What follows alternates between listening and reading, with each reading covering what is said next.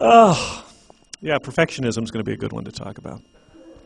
I heard a story this week that I'd already prepared the message, and I asked if I could use this story because it was so powerful. And it was from a friend who loves horses, and me not so much with the horses, which I'll tell you about in a moment.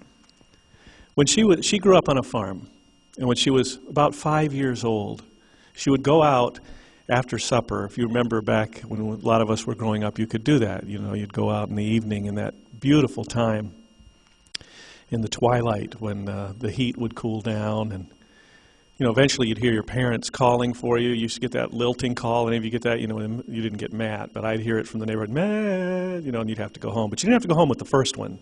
You had to go home about the third one when you heard, Matt, okay, you know. Now you knew you had to go home. She'd go out, 5 years old on the farm. She'd go over to the neighbor's farm, pasture, and there was a beautiful horse. Now she was 5. I have a 7-year-old, 4-year-old grandson. I mean, that's not that big, and horses are still huge to me. There was a single horse in this pasture, and she would reach up and grab the horse's mane and climb up the horse and get on the horse. No saddle, nothing, just bareback on this horse and ride this horse around the pasture. Not just ride, but the horse would run around the pasture. And then the horse would take her right back to where she started. She would slide down off the horse. She'd feel the heat off that horse, the cool breeze of the evening. She remembers that we all have those little experiences from childhood that just are like diamonds. They stand out. Well, years later, she's telling this story to her family and to the neighbors, to the gentleman who owned the pasture and the horse, and his mouth dropped open. He said, that horse was never broken. No one ever rode that horse. She said, well, I did. And I believe her. Now that would be a nice story, even a powerful story, a magical story, when you know that it fits with who you are. I want to tell you a corresponding story, my experience with a horse, which was a little bit different. I was in 5th grade. Went to visit a friend of mine who I lived in the newest suburbs that are out on the edge of the country, so that people who had farms and such were living out there. And I went to his house. Now, we'd been friends at school. We'd gotten in a lot of trouble at Catholic school. In fact, Mother Superior had a board that had my name and Jim's name on it. So, you know, for me it was ministry, therapy, or prison, so this is the way I went. But I went to his house, and we went out back, and they had 2 horses. He had 2 horses saddled up. Said, let's ride the horses. I'd never even been on a horse. To my knowledge, as I'm remembering it, I'd never seen a live horse. So I got up on the horse, however I got up on the horse. And he was a 5th grade boy who was in trouble at school. So what do you think he did? He slapped the horse on whatever a horse's version of a rear end is called. That horse took off. He had told me to hold onto the reins, which right now felt like spaghetti, so I let go of them for something more substantial, which was the knobby thing in the middle of the saddle. What is that? Okay, saddle horn. I know greenhorn, because that was me. I learned something right then, which was that the saddles move on a horse. They don't stay still. I soon dismounted the horse. I wish that I had been able to get all the way off the horse. The horse either threw me or I jumped, but either way, we parted ways, but one of my feet stayed in the... Thank you. And the horse dragged me. And as funny as that looks on television, yeah. Bumps, bruises, cuts, my clothes were torn up. The next time I got on a horse, I was in my 30s. It was at Yellowstone Park, where there's like 30 of them in a row, and I think they're either drunk or tranquilized. Or I was drunk or tranquilized. Either way, do-do-do-do-do-do-do-do-do, you know, that's it. The difference, the reason I tell you these 2 stories is because today we've been talking about intention and setting conscious intentions, and last week it was, what do you want to create? This week, it's those other two questions. Why do we create what we create, and how does it serve us and the greater good? Well, one of the first things to know is that we've talked about we're always creating. And the fundamental duality is we're always creating either from love or fear. Now, often it's a mix. It's not pure. It was perfect, your sharing and caring. We create, we want something, but there's some fear involved. And it's like the old Native American story about, the grandfather telling his grandson, inside every man lives two wolves, the wolf of ego and the wolf of spirit, and they're always battling. Well, which one wins? And the grandfather says, the one you feed. So we deal with this duality of love and fear in our lives. Even as we move toward what we want, there's some trepidation, some challenge, and sometimes we think we're sabotaging ourselves when that's really a part of being human. But knowing why we create what we create tips the scale. If we know it is in our nature to be a certain way, then as we follow the things that are in our nature, because we're all aspects of God, but we're not the whole of God. All that we are is God, but we're not all of infinite God. We live in houses we can't build, wear clothes we can't make, eat food we don't grow, go to church, to hear a minister when we don't get up at 3 in the morning and read these things and study these things. Whatever it is that we do, other people don't. So we're all aspects of this divine creator. But we have our own nature. And listening to that nature, in fact, there was a philosopher named Luis Kazantzakis, and he had a wonderful quote that I've known for many years and never forgotten. He said, you choose your colors, you choose your paintbrush, and you choose your canvas. Paint heaven or hell, but don't blame me. Isn't that something? And everything that we do, when we do it from love or fear, we're either doing it to avoid suffering or to seek joy, to avoid pain or to seek some form of good. And we know as metaphysical thinkers that which we focus on expands. And so if we're constantly focused on avoiding pain, what are we going to keep attracting? More pain, more suffering.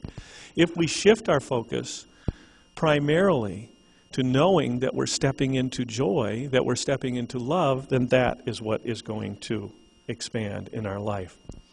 I met one of you after the service. I won't single him out right now, but it was a funny encounter a couple of weeks ago. Somebody I've known a long time, and as I come out and I see everybody, I said what I often say, thank you for being here today. And he shook my hand and he looked at me and he said, I don't come here for you.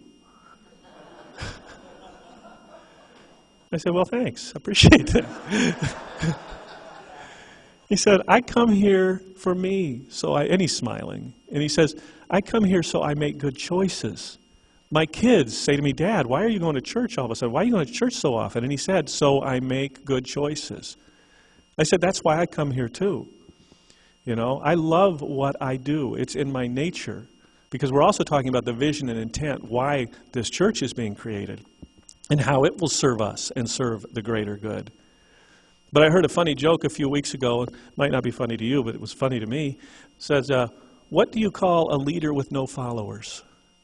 Just a guy going for a walk.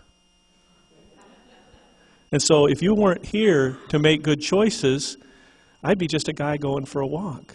And I have to be doing more of something else in line with my nature instead of that which I am passionate about for my joy, which is that which lifts me up spiritually.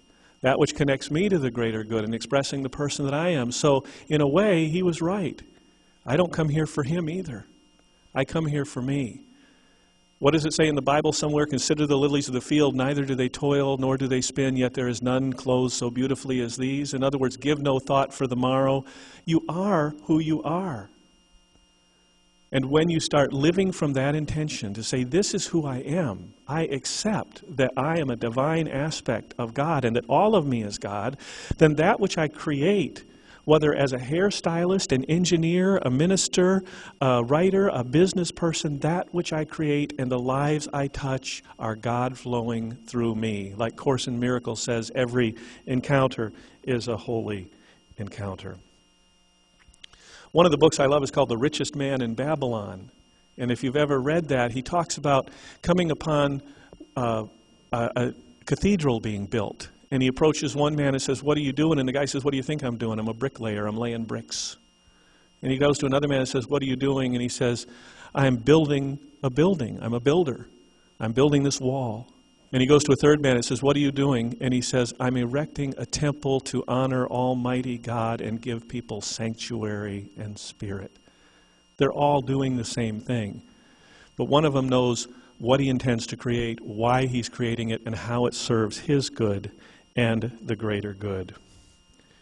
In this church, we will focus always on the intentions that will lift us up, that will inspire us, that will lift our lives up. When you think about it as an aspect of an infinite God, try this sometime, because I found it to be a very interesting experience. Sit down to dinner one night and consider all the people at the table with you. Not just your family and your lineage, but who made the salt shaker?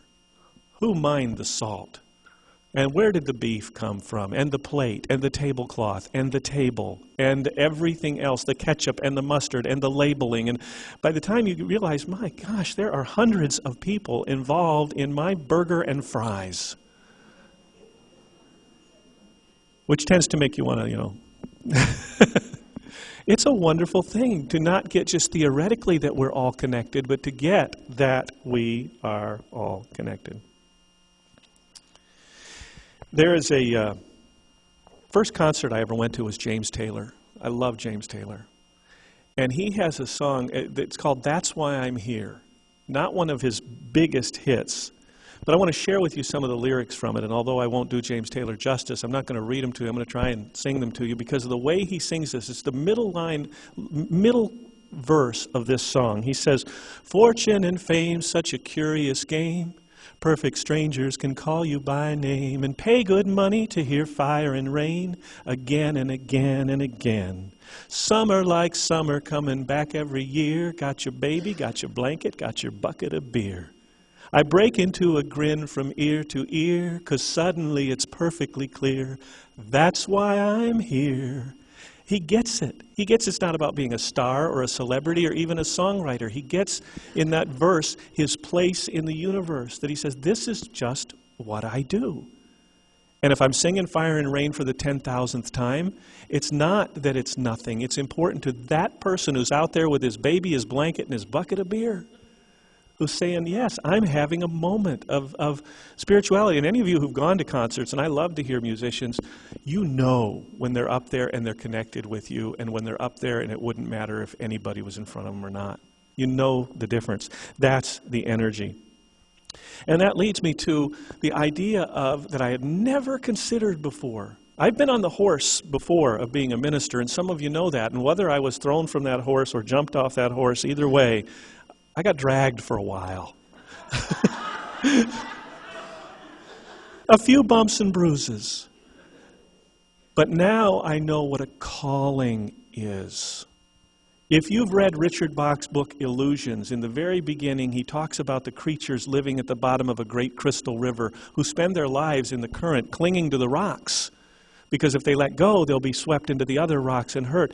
And one creature says, enough, I'd rather die than live like this. And they said, you're crazy. And he said, maybe, but this is no way to live. And he lets go. And he's swept away into the rocks, bumped and bruised, and they hang on all the tighter. But what they don't see downstream is he's lifted up into that current. And as he floats by free, abundant in the current downstream, other creatures clinging to the rocks look up and they go, Messiah. And he goes, no, I'm not a Messiah. I'm just like you, just let go. Well, this is what I do. I could let go of the form, but this is the calling I have to write, to teach, to minister, to counsel. It's what I'd rather do than anything else in the world. And when it's what you'd rather do than anything else, you come back to it and you embrace it and you know that you're co-creating something. So I wanted to talk for a little bit about what this church, what I intend, what I envision, because when I realized I could not turn away from this and that I had to come back and I had to create this experience for myself, so I made good choices. And because I knew, like James Taylor, that that's why I'm here. Then, of course, came the question after the commitment of what I'll create. Why will I create it? From my nature. How will it serve me? How will it serve the greater good? New Thought is a philosophy. It's a religion only in that it is a defined spiritual path. It's not a religion of dogma. It's not a religion of following the rules. Any church you would like to go to or that you have come from, and I pointed out many times, we all came here from somewhere else, most of us from some other religious background. And I don't know the numbers, but let's say the Baptist Church has 100 million members. They have enough, the Catholics, whoever it is, they have enough to have a real structure, a hierarchy. You know what a priest is in Omaha and a priest is in Rome and, whatever. There is a way that things are done. Now, New Thought is about our individual divine connection with God. It doesn't mean it's anarchy here. We can't have everybody doing everything, and we are not all things to all people. But what it does mean is that the central focus, and last week I talked about the principles, and I'll put those on the website, but the central focus of those is your individual indwelling spirit, your connection with God. You know deep down what's healthy for you. You know what's best for you. Our goal, says Course in Miracles, is not to seek after love, because love is beyond what can be taught. Our goal is to remove the obstacles to love, to get the things out of our way so that we see more clearly. I don't ever intend, and I'm not capable of fire and brimstone, but I am capable of the opposite. I'm sort of capable of ice cream and cake, that I believe, and Marguerite was the one who said this to me, and it was a wonderful return of any gift that I've given her, when she said to me a year or two ago the phrase, "Suffering is against my religion." Isn't that great?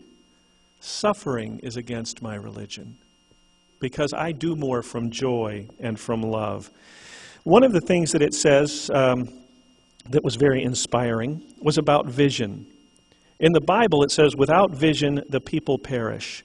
And I started having vision turn up in my life as a topic this past week. I was reading a book called Love and Awakening, and this is a psychology book about relationships, and then I'm going to give you one from a church leader and put them together about vision and specific intent for this church.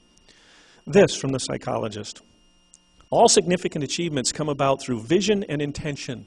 No one, whether an artist, a mountain climber, a yogi, or an entrepreneur, can persist in a long, arduous undertaking without a vision of what he or she wants to realize.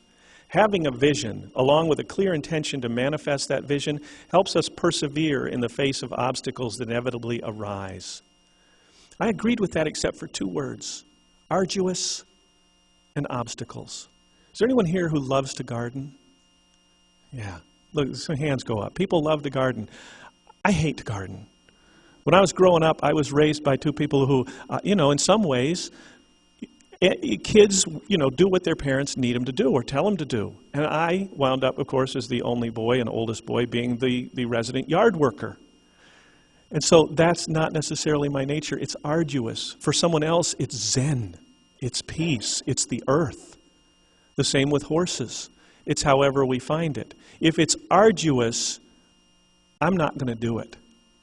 I will persevere because it's worth it, because it's something I want, because it's part of a greater joy and a greater good. So if this church is ever arduous to you, there's probably another path for you. Because the things that you will do, that you will put yourself into, will be because they're your spirit, your nature, because you want to. I wanted to share this from Bill Hybels. His church is about 20,000 people, a church that he started with a few friends some years ago. And he says about vision here. Take vision away from vision, here it is. Inspired leaders actually believe they can change the world. I do believe that we are going to change the world. Us and the people like us in this room who come from a consciousness that we're all connected, that doing violence to each other is not the answer, that prayer is actually effective, that higher thoughts and higher consciousness lead to us being people of higher consciousness, and the lives we touch, whether in our family, in our neighborhood, in our community, or in the world, will ultimately change the world. Remember, it was a few people who believed in a freedom that created the United States. It was a few people who believed that slavery was not a way for human beings to engage each other. It was a few people who believed in equal rights, a few people who believed man could fly. A few. I actually believe one day this church, this lighthouse that people can come to, because there are so many spiritual people without a religious place to go, a place to celebrate it, and a place to be accepted. I went into Barnes & Noble the other day, and the first two tables, not the brand new books, but the ones that were right up there because they were selling, the first two tables were all what I would consider to be New Thought books. This is a wave that isn't, it's now breaking the surface, but a lot of you have been around it for a lot of years, and I believe that one day this church is going to be huge in numbers, and I really don't care. I'm not attached to it being huge in numbers, but I knew when I opened that door that one day it will be. Because the spirituality of people looking for a place that they can accept, that they can not only be accepted, but can learn and can grow is so strong. And when they find, like you, that they're not being told they have to fit in a box, but that they get to experience who they are, it goes back to rake and sell in Field of Dreams. If you build it, they will come. When I did live in the kind of rural suburban area as a kid, I had a cat, and the cat was allowed to have kittens. We always found homes for the kittens. And what I learned about these kittens, litter after litter, 3 or 4 kittens, 5 kittens, is every one there would be some kittens who would never leave the box. They would wait there for mama to come back. And other kittens who would claw and rip that thing apart and scramble to the top to look out and then climb out and explore. Those are you. You know it, or you wouldn't be sitting here today. So, actually believe they can change the world. Don't bother questioning the possibility of world change. Ask a question far more pertinent. What do these leaders have in common? What they had in common was a compelling vision. Vision is at the very core of leadership. Take vision away from a leader and you cut out his or her heart. Vision is the fuel that leaders run on. It's the energy that creates action. It's the fire that ignites the passion of followers. It is a clear call that sustains focus. I have that vision, and it's going to be expressed through these connections and through this church and through what we do in focus. And I'm going to tell you a couple things that have really come to mind, and they're sort of off the cuff. I wrote some down, but they're easy to remember. You don't have to remember the truth, the things that are true for you. One of the things I learned in the horse that I rode before of ministry is about getting the cart before the horse. The only time I will ever want to own a building is when it is paid for. When it is easy, when it is effortless, when it is more economical to do that than to rent, because I don't ever and will not put myself in a position of worrying about how to put people in the seats. You're here because of your consciousness, and that's how I intend to always engage my life. It's from abundance, not from fear, and not from lack. The other thing is focus. What I want is to be able to learn, to be able to grow, to be able to connect, to be able to be inspired. These are the things that are important to me in this church.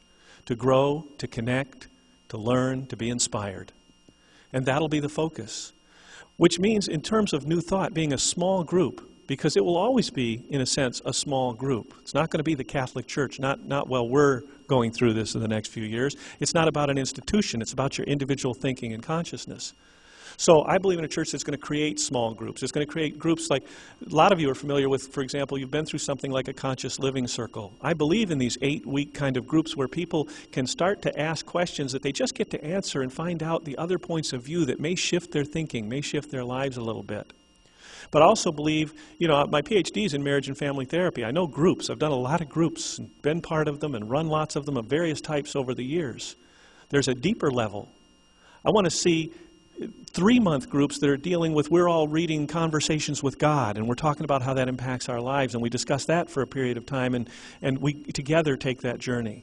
I want to see 6-month groups that are deeper yet, that are spiritual support groups, where for 6 months we commit to be there for the other people in that group through whatever crises may arise, to be there in prayer, to actually connect as a support system for that time. And those may lead to connections, friendships, relationships, and even groups that go on for years after that of their own power. Along with that, I want to see classes that let you learn what you want to learn. In fact, the way that I could put this is I want to see this be more of a college than a high school. I was talking about James Taylor. You remember Paul Simon says, when I think back on all the crap I learned in high school, it's a wonder I can think at all. In high school, I had to take algebra. I remember the call that came from the school when I did not pass. I was in the room. My mother was in the kitchen. She answered the phone. She said, "Why are you calling me? I passed algebra." In other words, it was not going to be her responsibility whether I passed algebra. It was going to be mine.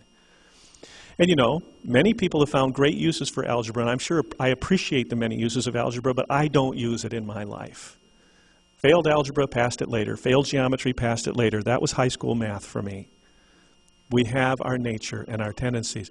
But in this church, like college, instead of taking what we're forced to take for everyone to take, some of you are going to be interested in Thoreau and Emerson. Some of you are going to find that science of mind really speaks to you. Some of you, unity and the Fillmores and the Katies and prosperity. I want classes that relate to your growth.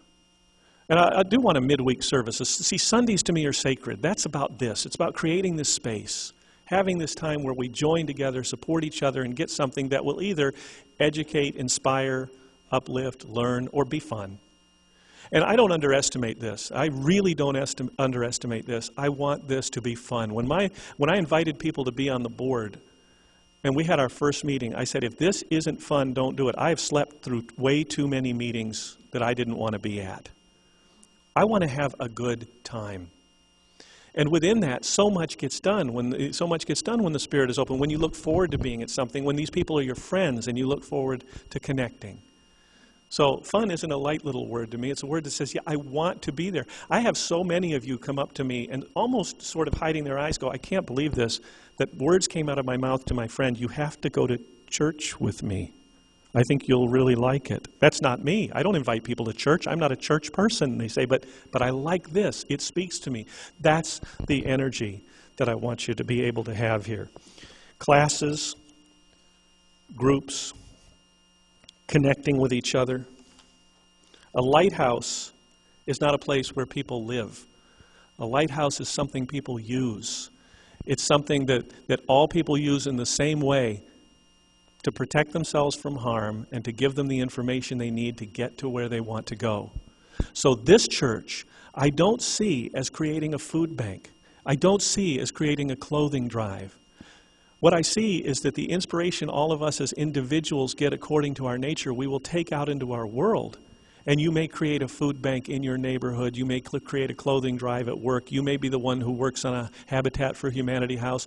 But you will either start it or be a part of it. And the reason that's important to me is one of the things that faces most churches today is this constant need of money. And the reason for the constant need of money is most churches want to have all of these programs going on so that they're known in the community. And why do they want to be known in the community? So they can attract people, so they can convert people, so they can save souls, so they can do the things that they believe in. I don't care if this is the best kept secret in Atlanta. If this church is never known in the community, what I care about is that you are known in your community of your partner or your family or your neighborhood, or your workplace, that you're known as the one of, why is this person happy? Why is this person peaceful? Because you'll touch their lives. In ways you never even can imagine, you will touch lives and change lives according to your nature and your ability. And this church then can stay something that is relatively lean. I said, this is our 7th week. Our 7th week. And I remember when my wife and I had started dating, and somewhere around after a little while, I said, this is our something date. This is our 4th date. This is our 5th date, something. And she looked at me, she said, I think we can stop counting. You know? Then she told me that she had taken her profile off Match.com, and I might want to do the same. I was like, duh. Well, my profile is off Church.com. You know, it's here.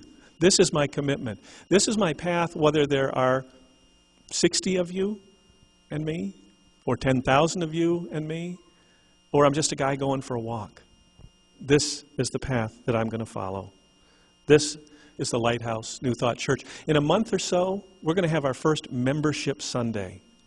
And I'm not concerned with whether you become a member or not. I'm already a member.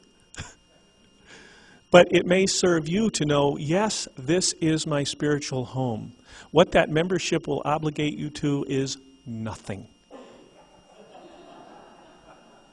Nothing. Requirements for membership are that you want to be one.